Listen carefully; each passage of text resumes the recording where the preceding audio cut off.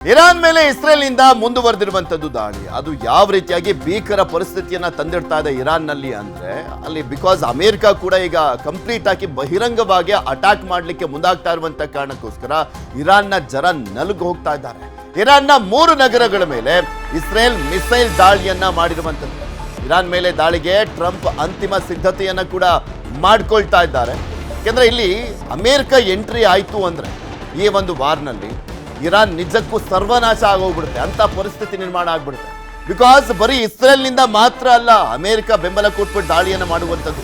ಇರಾನ್ನ ಸುತ್ತಲೂ ಕೂಡ ತನ್ನ ಸೇನಾ ನೆಲೆಗಳನ್ನ ಹೊಂದಿದೆ ಅಮೆರಿಕ. ಲೆಬನಾನ್ ಆಗಿರ್ಬೋದು, ಸಿರಿಯಾ ಆಗಿರ್ಬೋದು, ಸೌದಿ ಅರೇಬಿಯಾ ಆಗಿರ್ಬೋದು, ಅಲ್ಲೆಲ್ಲ ಕಡೆನೂ ಕೂಡ ತನ್ನ ಸೇನಾ ನೆಲೆಗಳನ್ನ ಹೊಂದ್ಕೊಂಡಿದೆ. ಇರಾನ್ ಅದರ ಮಧ್ಯೆ ಇರುವಂಥದ್ದು. ಸೊ 360 ಡಿಗ್ರಿ ಅಟ್ಯಾಕ್ ಆಗ್ಬಿಟ್ರೆ ಮುಗ್ದೋಯ್ತು ಕತೆ ಇರಾನ್. ಸೊ ಹೀಗಾಗಿ ಅಮೆರಿಕ ಎಂಟ್ರಿ ಆಗದಲ್ಲೇ ಇರಲಿ ಅನ್ನುವಂಥ ನಿರೀಕ್ಷೆಯನ್ನ ಇಟ್ಕೊಳ್ಳಾಗಿತ್ತು. ಆದರೆ ಅಮೆರಿಕ ಮಾತನಾಡ್ತಾ ಇರುವಂಥದ್ದು, ಟ್ರಂಪ್ ಹೇಳ್ತಾ ಇರುವಂಥದ್ದು ಎಲ್ಲವನ್ನೂ ಕೂಡ ನೋಡ್ತಾ ಇದ್ರೆ ಖಮೇನಿ ಸರೆಂಡರ್ ಆಗದೆ ಹೋದ್ರೆ ಅದರ ಪರಿಣಾಮ ತುಂಬಾ ಗಂಭೀರವಾಗಿರುತ್ತೆ. ಅಮೆರಿಕ ನಡೆಯಿಂದ ಕಂಗಾಲಾಗಿರುವಂಥದ್ದು ಇರಾನ್.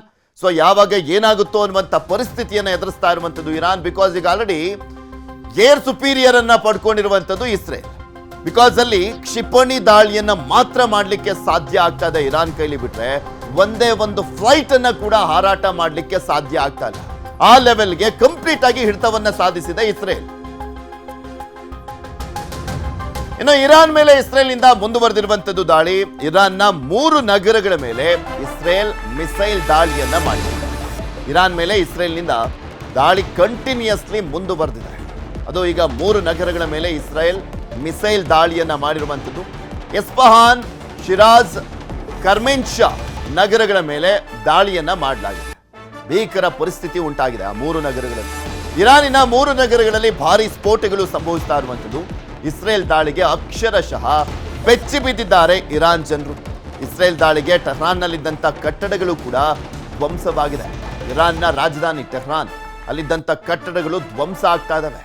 ಬಿಕಾಸ್ ಈಗ ಕಂಪ್ಲೀಟ್ ಆಗಿ ಇಸ್ರೇಲ್ ಒಂಥರ ವಾಯು ಪ್ರಭುತ್ವವನ್ನ ಸಾಧಿಸಿದೆ ಇರಾನ್ನಲ್ಲಿ. ನಾನು ಹೇಳ್ತಾ ಇದ್ನಲ್ಲ, ಒಂದೇ ಒಂದು ಫ್ಲೈಟ್ ಕೂಡ ಆರ್ಲಿಕ್ಕೆ ಆಗೋದಿಲ್ಲ, ಆ ಲೆವೆಲ್ಗೆ ಹಿಡಿತವನ್ನ ಸಾಧಿಸಿರುವಂಥದ್ದು. ಸೊ ಈ ಸಂದರ್ಭದಲ್ಲಿ ಹುಡುಕಿ ಹೊಡುವಂತ ಕೆಲಸವನ್ನ ಇಸ್ರೇಲ್ನಿಂದ ಮಾಡಲಾಗ್ತಾ ಇದೆ. ಇನ್ನು ಇರಾನ್ ಇಸ್ರೇಲ್ ನಡುವೆ ಮಧ್ಯೆ ಜೋರಾಗಿರುವಂಥದ್ದು ಯುದ್ಧ. ಮಿಸೈಲ್ ದಾಳಿ ಜೊತೆ ಮತ್ತೊಂದು ಶಾಕ್ ಕೊಟ್ಟಿರುವಂಥದ್ದು ಇಸ್ರೇಲ್. ಇರಾನ್ ಮೇಲೆ ಸೈಬರ್ ಅಟ್ಯಾಕ್ ಅನ್ನ ಕೂಡ ಮಾಡಿರುವಂಥದ್ದು ಇಸ್ರೇಲ್. ಇರಾನ್ ಇಸ್ರೇಲ್ ನಡುವೆ ಈ ಯುದ್ಧ ಏನ್ ಜೋರಾಗಿ ನಡೀತಾ ಇದೆ, ಇದರ ನಡುವೆ ಸೈಬರ್ ದಾಳಿ ಕೂಡ ಆಗ್ತಾ ಇದೆ. ನಾಟ್ ಓನ್ಲಿ ಬಾಂಬ್, ಮಿಸೈಲ್ ಇಷ್ಟೇ ಅಲ್ಲ, ಸೈಬರ್ ದಾಳಿ ಕೂಡ ಆಗ್ತಾ ಇರುವಂಥದ್ದು. ಸೈಬರ್ ಅಟ್ಯಾಕ್ ಮಾಡಲಾಗ್ತಾ ಇದೆ ಇಸ್ರೇಲ್ನಿಂದ. ಭಾರತ ಕೂಡ ಮಾಡಿತ್ತಲ್ಲ, ಯಾವ್ಯಾವ ರೀತಿಯಾಗೆಲ್ಲ ಕತ್ರಿ ಹಾಕ್ಬೋದು ಪಾಕಿಸ್ತಾನಕ್ಕೆ, ಬ್ರೇಕ್ ಹಾಕ್ಬೋದು, ಅದೆಲ್ಲವನ್ನು ಕೂಡ ಮಾಡಿತ್ತು. ಈ ಹಿಂದೆನೂ ಕೂಡ ಇಸ್ರೇಲ್ ತಂತ್ರ ಇದು, ಸೈಬರ್ ಅಟ್ಯಾಕ್ ಅನ್ನ ಮಾಡುವಂಥದ್ದು, ದಾಳಿಯನ್ನು ಮಾಡುವಂಥ ಸಂದರ್ಭ ಅದನ್ನ ಮತ್ತೆ ಮುಂದುವರಿಸಿದ್ದಾರೆ. ಇರಾನ್ನ ಬ್ಯಾಂಕಿಂಗ್ ವ್ಯವಸ್ಥೆ ಮೇಲೆ ಇಸ್ರೇಲ್ ದಾಳಿ ಮಾಡಿದೆ. ಅಂದ್ರೆ ಡಿಜಿಟಲ್ ದಾಳಿ ಆಗಿದೆ. ಇಸ್ರೇಲ್ ಸೈಬರ್ ದಾಳಿಗೆ 2 ಬ್ಯಾಂಕ್ಗಳಲ್ಲಿ ಸೇವೆ ಸ್ಥಗಿತ ಆಗಿದೆ. ಇಸ್ರೇಲ್ ಸೈಬರ್ ದಾಳಿಗೆ ಮತ್ತಷ್ಟು ಕುಪಿತಗೊಂಡಿರುವಂಥದ್ದು ಇರಾನ್. ಏನೇ ಕೋಪಗೊಂಡ್ರು ಕೂಡ ಅಷ್ಟೇ, ಅಲ್ಲಿ ಟ್ರಿಗರ್ ಮಾಡುವಂಥ ಕೆಲಸವನ್ನೇ ಇಸ್ರೇಲ್ ಮಾಡ್ತಾ ಇರುವಂಥದ್ದು. ನೋಡೋಣ ಅಟ್ಯಾಕ್ ಮಾಡಿ ಅಂತ. ಆದರೆ ಅವರನ್ನು ಮುಟ್ಲಿಕ್ಕೂ ಕೂಡ ಆಗ್ತಾ ಇಲ್ಲ. ಎಷ್ಟೇ ಕ್ಷಿಪಣಿ ದಾಳಿಗಳನ್ನು ಮಾಡಿದ್ರು ಕೂಡ ಹೆಚ್ಚಿನದಾಗಿ ಡ್ಯಾಮೇಜ್ ಮಾಡ್ತಾ ಇರುವಂಥದ್ದು ಇಸ್ರೇಲ್ ದಾಳಿ.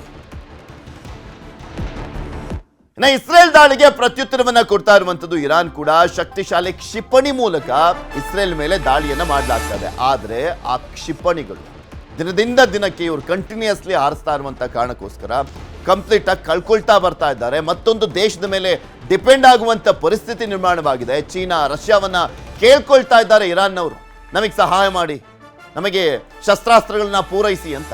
ಟೆಲ್ ಅವೀವ್ ಗುರಿಯಾಗಿಸಿಕೊಂಡು ದಾಳಿಯನ್ನ ಮಾಡಲಾಗ್ತಾ ಇದೆ. ತುಂಬಾ ಚಿಕ್ಕ ದೇಶ ಬೇರೆ ಇಸ್ರೇಲ್, ಎಲ್ಲಿ ದಾಳಿ ಮಾಡಿದ್ರು ಕೂಡ ನಾಗರಿಕರ ಮೇಲೆ ಬೀಳುತ್ತೆ ಅಲ್ಲಿ. ಬಿಕಾಸ್ ಅದಕ್ಕೆ ಆದಂತ ಒಂದು ಸೇನಾ ನೆಲೆ ಆಗಿರ್ಬೋದು, ಆ ರೀತಿಯಾಗಿ ಸಪ್ರೇಟ್ ಆಗಿಲ್ಲ. ಚಿಕ್ಕ ದೇಶ ಆಗಿರುವಂತ ಹಿನ್ನೆಲೆಯಲ್ಲಿ ಎಲ್ಲಿ ದಾಳಿ ಮಾಡಿದ್ರು ಕೂಡ ಅದು ನಾಗರಿಕರ ಮೇಲೆ ಬೀಳುತ್ತೆ. ಇರಾನ್ ದಾಳಿ ಮಾಡ್ತಾ ಇದ್ದಂತೆ ಮೊಳಗಿರುವಂತದ್ದು ಸೈರಾನ್ ಬಂಕರ್ ಸೇರಿದ ಟೆಲ್ ಅವೀವ್ ಜನರು. ಆಕ್ಚುಲಿ ಇರಾನ್ನಿಂದ ದಾಳಿ ಆಗುವಂತ ಸಂದರ್ಭದಲ್ಲಿ ಸ್ವಲ್ಪ ಬೇಗನೆ ಎಚ್ಚೆತ್ಕೊಳ್ತಾರೆ ಟೆಲ್ ಅವೀವಾದಲ್ಲಿರುವಂಥ ಇಸ್ರೇಲ್ನ ನಾಗರಿಕರು. ಇಸ್ರೇಲ್ನ ಯಾವ ಭಾಗದಲ್ಲೂ ಆದರೂ ಕೂಡ ದಾಳಿಯಾದಂಥ ಸಂದರ್ಭದಲ್ಲಿ ಇರಾನ್ನಿಂದ ಸ್ಪೆಷಲಿ ಬೇಗ ಎಚ್ಚೆತ್ಕೊಳ್ತಾರೆ. ಬಿಕಾಸ್ ಅದು 100 ಕಿಲೋಮೀಟರ್ 200 ಕಿಲೋಮೀಟರ್ ಇರುವಂಥದ್ದಲ್ಲ, 1,500ದಿಂದ 2,000 ಕಿಲೋಮೀಟರ್ ದೂರದಿಂದ ಕ್ಷಿಪಣಿ ದಾಳಿ ಮಾಡಬೇಕಾಗುತ್ತೆ. ಸೊ ಹೀಗಾಗಿ ಅಲ್ಲಿ ಕ್ಷಿಪಣಿ ಫೈರ್ ಆಯಿತು ಅಂತ ಗೊತ್ತಾಗ್ತಿದ್ದ ಹಾಗೆ 10 ನಿಮಿಷ ಇವರು ಅಲರ್ಟ್ ಆಗಲಿಕ್ಕೆ ಟೈಮ್ ಇರುತ್ತೆ. ಸೊ ಅಲರ್ಟ್ ಆಗ್ತಾ ಇದ್ದಾರೆ. ಇದ್ರ ಬಗ್ಗೆ ಇನ್ನಷ್ಟು ಮಾಹಿತಿಯನ್ನ ಕೊಡ್ತಾ ಹೋಗ್ತಾರೆ ನಮ್ಮ ನ್ಯೂಸ್ ಎಡಿಟರ್ ಆಗಿರುವಂತ ರಾಘವೇಂದ್ರ ಗುಡಿ ನಮ್ಮ ಜೊತೆ ನೇರ ಸಂಪರ್ಕದಲ್ಲಿ ಜಾಯ್ನ್ ಆಗಿದ್ದಾರೆ. ಗುಡಿ, ನಿರಂತರವಾಗಿ ಈಗ ದಾಳಿ ಕಂಟಿನ್ಯೂ ಆಗಿರುವಂತದ್ದು, ಇವತ್ತಿಗೆ 7ನೇ ದಿನ, ಭೀಕರ ಪರಿಸ್ಥಿತಿ ನಿರ್ಮಾಣ ಆಗ್ತಾ ಇದೆ ಇರಾನ್ನಲ್ಲೂ ಕೂಡ, ಅಷ್ಟೇ ಪ್ರಮಾಣದಲ್ಲಿ ಒಂದ್ ಸ್ವಲ್ಪ ಇಸ್ರೇಲ್ನಲ್ಲೂ ಕೂಡ ಡ್ಯಾಮೇಜ್ ಆಗಿದೆ. ಹೇಗಿದೆ ಪರಿಸ್ಥಿತಿ? ಅಮೆರಿಕ ಬೇರೆ ಎಂಟ್ರಿ ಆಗ್ತಾ ಇರುವಂತ ಕಾರಣಕ್ಕೋಸ್ಕರ ಇನ್ನಷ್ಟು ಭೀಕರವಾದಂತ ಪರಿಸ್ಥಿತಿಯನ್ನು ಎದುರಿಸಬೇಕಾಗಿದೆಯಾ ಇರಾನ್? ಖಂಡಿತವಾಗಿ ಕೂಡ ಮಧ್ಯಪ್ರಾಚ್ಯ ಮತ್ತೊಂದಿಷ್ಟು ಬೆಂಕಿಗೆ ಆಹುತಿ, ಮತ್ತೊಂದಿಷ್ಟು ರಕ್ತಪಾತಕ್ಕೆ ಎದುರು ನೋಡ್ತಾ ಇರುವಂತಹ ಸಂದರ್ಭದಲ್ಲಿ ನಾವಿದ್ದೀವಿ ಪೃಥ್ವಿ. ಇವತ್ತು ನಡೀತಾ ಇರುವಂತಹ ಡೆವಲಪ್ಮೆಂಟ್ ಗಳನ್ನ ಗಮನಿಸ್ತಾ ಇದ್ರೆ, ನೀವು ಹೇಳ್ತಾ ಇದ್ದಾಗೆ ಸಂಪೂರ್ಣವಾಗಿ ಇಸ್ರೇಲ್ ನಿರಂತರವಾಗಿ ಇರಾನ್ ಮೇಲೆ ದಾಳಿಯನ್ನ ಮಾಡ್ತಾ ಇದೆ. ತನ್ನ ಈ ಫೈಟರ್ ಜೆಟ್ ಗಳನ್ನ ಕಳಿಸಿ ಇರಾನ್ ನ ಏರ್ ಸ್ಪೇಸ್ ನಲ್ಲಿ ತನ್ನ ಏರ್ ಸುಪ್ರಿಯಾರಿಟಿಯನ್ನ ಕಾಯ್ದುಕೊಳ್ಳೋದ್ರ ಜೊತೆಗೇನೆ ಟಾರ್ಗೆಟೆಡ್ ಅಟ್ಯಾಕ್ ಗಳನ್ನ ಮಾಡ್ತಾ ಇರುವಂತದ್ದು. ಇರಾನ್ಗೆ ಮುಖ್ಯವಾಗಿರ್ತಕ್ಕಂತ ಪ್ರಾಣವಾಯು ಅಂತ ನಾವೇನ್ ಹೇಳ್ತೀವಿ, ಅವರಿಗೆ ಬರುವಂತ ಆ ಒಂದು ಇನ್ಕಮ್ ಏನಿದೆ, ಆಯಿಲ್ ಅಂದ್ರೆ ಈ ತೈಲ ನಿಕ್ಷೇಪಗಳೇನಿದಾವೆ, ತೈಲ ರಿಫೈನರಿಗಳೇನಿದಾವೆ, ಅವುಗಳನ್ನ ಅಟ್ಯಾಕ್ ಮಾಡಿ ಸಂಪೂರ್ಣವಾಗಿ ಧ್ವಂಸ ಮಾಡ್ತಾ ಇದೆ. ಜೊತೆಗೆ ಇರಾನ್ ಬಳಿಯಲ್ಲಿ ಇದೆ ಎನ್ನಲಾಗ್ತಾ ಇರುವಂತಹ ಈ ನ್ಯೂಕ್ಲಿಯರ್ ಸಂಬಂಧಪಟ್ಟ ಹಾಗೆ ಟೆಕ್ನಾಲಜಿ ಏನಿದೆ ಅಥವಾ ಅದರ ಲ್ಯಾಬ್ ಗಳೇನಿದಾವೆ ಅವುಗಳನ್ನು ಕೂಡ ಟಾರ್ಗೆಟ್ ಮಾಡ್ತೀವಿ ಅಂತ ಹೇಳಿ ಇಸ್ರೇಲ್ ಹೇಳ್ಕೊಳ್ತಾ ಇದೆ. ಆದ್ರೆ ಮತ್ತೊಂದು ಕಡೆಯಿಂದ ಇರಾನ್ ಕೂಡ ದೊಡ್ಡ ಮಟ್ಟದ ದಾಳಿಯನ್ನ ಇಸ್ರೇಲ್ ಮೇಲೆ ಕೈಗೊಳ್ತಾ ಇದ್ರು ಕೂಡ ಅದ್ರ ಡಿಸ್ಟೆನ್ಸ್ ಏನಿದೆಯಲ್ಲ ಪೃಥ್ವಿ, ನೋಡಿ ಈಗ 2,000 ಕಿಲೋಮೀಟರ್ ನಷ್ಟು ದೂರ ಹೋಗುವಂತ ಕ್ಷಿಪಣಿಗಳು, ಎಷ್ಟೇ ನಾವು 1,000 ಇರ್ಬೋದು, ಹೆಚ್ಚಂದ್ರೆ 1,500 ಇರಾನ್ ಬಳಿಯಲ್ಲಿ ಇರ್ಬೋದು, ಅತಿಯಾದಂತ ಕ್ಷಿಪಣಿಗಳು ಇರೋದಿಲ್ಲ, ಅದಕ್ಕೆ ತನ್ನದೇ ಆದಂತ ರಿಸ್ಟ್ರಿಕ್ಷನ್ಸ್ ಗಳು ಕೂಡ ಇರ್ತವೆ. ಆದ್ರೆ ಇಸ್ರೇಲ್ಗೆ ಹಾಗಾಗ್ತಾ ಇಲ್ಲ, ಅದು ತನ್ನ ಫೈಟರ್ ಜೆಟ್ ಗಳನ್ನ ಕಳಿಸ್ತಾ ಇರೋದ್ರ ಕಾರಣದಿಂದಾಗಿ ನಿರಂತರವಾಗಿ ದಾಳಿಯನ್ನ ನಡೆಸೋದಕ್ಕೆ ಸಾಧ್ಯವಾಗ್ತಾ ಇದೆ. ಇರಾನ್ ನ ಒಂದು ಏರ್ ಸ್ಪೇಸ್ ಏನಿದೆ, ಇರಾನ್ ಮೇಲೆ ದಾಳಿನ ನಡೆಸೋದಕ್ಕೆ. ಆದ್ರೆ ಇವೆಲ್ಲದರ ಮಧ್ಯದಲ್ಲಿ ಇಲ್ಲಿ ನಾವು ಗಮನಿಸಬೇಕಾಗಿರ್ತಕ್ಕಂಥ ಮತ್ತೊಂದು ಪ್ರಮುಖವಾಗಿರ್ತಕ್ಕಂಥ ಅಂಶ ಅಂದ್ರೆ ಅಮೆರಿಕದ ಪಾತ್ರ. ಈ ಒಂದು ಏನ್ ನಡೀತಾ ಇದೆ ಇಲ್ಲಿ, ಅಮೆರಿಕದ ಪಾತ್ರ ಯಾವ ರೀತಿಯಾಗಿರ್ತಕ್ಕಂಥದ್ದು ಅದನ್ನ ಗಮನಿಸಬೇಕು. ಯಾಕಂದ್ರೆ ಈಗ ನಿನ್ನೆ ತಾನೇ ನಾವು ಪಾಕಿಸ್ತಾನದ ಆರ್ಮಿ ಮುಖ್ಯಸ್ಥರಾಗಿರ್ತಕ್ಕಂಥ ಅಸೀಂ ಮುನಿರನ್ನ ಕರೆಸಿಕೊಂಡು ಅವರಿಗೆ ಒಂದು ಊಟವನ್ನ ಕೊಡೋದ್ರ ಮೂಲಕವಾಗಿ ತನ್ನ ಬಳಿಯಲ್ಲಿ ಕರೆಯುವಂತ ಒಂದು ಪ್ರಯತ್ನವನ್ನ ಟ್ರಂಪ್ ಏನ್ ಮಾಡ್ತಾ ಇದ್ದಾರೆ. ಆದ್ರೆ ಇವತ್ತು ಒಂದು ಹೇಳಿಕೆಯನ್ನ ಕೂಡ ಬಿಡುಗಡೆ ಮಾಡಿದ್ದಾರೆ ಟ್ರಂಪ್. ಒಂದು, ಈ ಪಾಕಿಸ್ತಾನ ಅನ್ನುವಂಥದ್ದೇನಿದೆ ಅಲ್ಲಿ ಡೆಮೋಕ್ರಸಿ ಇಲ್ಲ, ಹೀಗಾಗಿ ಅದರ ಬಾಸ್ ಆಗಿರ್ತಕ್ಕಂಥ ಅಸೀಂ ಮುನಿರನ್ನ ಕರೆಸ್ಕೊಂಡಿದ್ದೀವಿ. ನಾವು ಇರಾನ್ ಮೇಲೆ ದಾಳಿಯನ್ನ ಮಾಡುವಾಗ ನಮಗೆ ಪಾಕಿಸ್ತಾನದ ಸಹಾಯ ಬೇಕಾಗತ್ತೆ, ಪಾಕಿಸ್ತಾನವನ್ನ ನಾವು ಬಳಸ್ಕೊಳ್ತೀವಿ ಅಂತ. ಅಂದ್ರೆ ನಾವು ನಿನ್ನೆ ಕೂಡ ಅದ್ರ ಬಗ್ಗೆ ಡಿಸ್ಕಸ್ ಮಾಡ್ತಾ ಇದ್ವಿ ಪೃಥ್ವಿ. ಸ್ಪಷ್ಟವಾಗಿ ಗೋಚರವಾಗ್ತಾ ಇದೆ, ಪಾಕಿಸ್ತಾನವನ್ನ ಕೂಡ ಈ ಯುದ್ಧದಲ್ಲಿ ಈಗ ಅಮೆರಿಕ ಇನ್ವಾಲ್ವ್ ಮಾಡ್ಕೊಳ್ತಾ ಇದೆ. ಕೇವಲ ಒಂದು ಕಡೆಯಿಂದ ನೋಡ್ತಾ ಇದ್ರೆ ಇಸ್ರೇಲ್ ದಾಳಿ ಮಾಡ್ತಾ ಇದ್ರೆ, ಮತ್ತೊಂದು ಕಡೆಯಿಂದ ಪಾಕಿಸ್ತಾನವನ್ನ ಬಳಸ್ಕೊಂಡು ಅಮೆರಿಕ ದಾಳಿ ಮಾಡೋದು ಕೂಡ ಈಗ ಸ್ಪಷ್ಟವಾಗಿ ಗೋಚರವಾಗ್ತಾ ಇದೆ. ಇನ್ಫ್ಯಾಕ್ಟ್ ಆಗಿ ಮತ್ತೊಂದಿಷ್ಟು ಮಾಹಿತಿಯನ್ನ ನೋಡೋದಾದ್ರೆ, ಅಮೆರಿಕದ ಬಳಿಯಲ್ಲಿ ಈಗ ಆಲ್ರೆಡಿ ಪ್ರೆಸಿಡೆಂಟ್ ಏನಿದ್ದಾರೆ ಡೊನಾಲ್ಡ್ ಟ್ರಂಪ್ ಅವರ ಬಳಿಯಲ್ಲಿ ಆರ್ಡರ್ ಕಾಪಿ ಕೂಡ ಇರುತ್ತೆ, ಇನ್ನೇನು ಸೈನ್ ಮಾಡೋದಿರುತ್ತೆ, ತಾವು ಕೂಡ ಸಂಪೂರ್ಣವಾಗಿ ಯುದ್ಧದಲ್ಲಿ ಪಾಲ್ಗೊಳ್ಳೋದಕ್ಕೆ. ಆದ್ರೆ ಆ ಸಂದರ್ಭದಲ್ಲಿ ಅವರು ಅದನ್ನ ಕೊನೆ ಕ್ಷಣದಲ್ಲಿ ತಡೆ ಹಿಡಿದು ಈಗಲೂ ಕೂಡ ಕಾಯ್ದು ನೋಡುವ ತಂತ್ರವನ್ನ ಮಾಡ್ತಾ ಇದ್ದಾರೆ. ಏನಾದ್ರೂ ಇರಾನ್ ನಾವು ಯಾವುದೇ ಕಾರಣಕ್ಕೂ ನ್ಯೂಕ್ಲಿಯರ್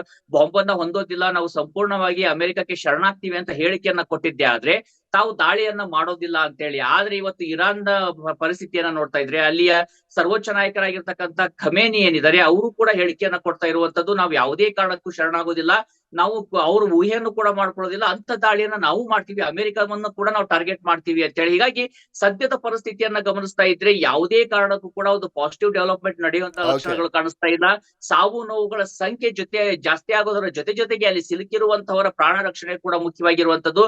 ಆಲ್ರೆಡಿ ಇವತ್ತು ಮಧ್ಯರಾತ್ರಿ 2 ಗಂಟೆ ಸುಮಾರಿಗೆ ಭಾರತಕ್ಕೆ ಒಂದು ಬ್ಯಾಚ್ ಬಂದಿದೆ. ಇರಾನ್ ನಲ್ಲಿ ಇರ್ತಕ್ಕಂಥ ಭಾರತೀಯ ವಿದ್ಯಾರ್ಥಿಗಳನ್ನ ಕರೆಸಿಕೊಳ್ಳುವಂತ ಪ್ರಯತ್ನವನ್ನ ಭಾರತ ಸರ್ಕಾರ ಮಾಡ್ತಾ ಇದೆ. ಅದೇ ರೀತಿಯಾಗಿ ಉಳಿದಂತವರನ್ನ ಕೂಡ ರಕ್ಷಣೆ ಮಾಡುವಂತ ಒಂದು ಉದ್ದೇಶವನ್ನ ಇಟ್ಟುಕೊಂಡು ಆ ನಿಟ್ಟಿನಲ್ಲೂ ಕೂಡ ಕಾರ್ಯಗಳು ನಡೀತಾ ಇದಾವೆ ಎರಡೂ ದೇಶದಲ್ಲೂ ಪೃಥ್ವಿ. ಓಕೆ, ಧನ್ಯವಾದ ಗುಡಿ ನಿಮ್ಮೆಲ್ಲ ಮಾಹಿತಿ.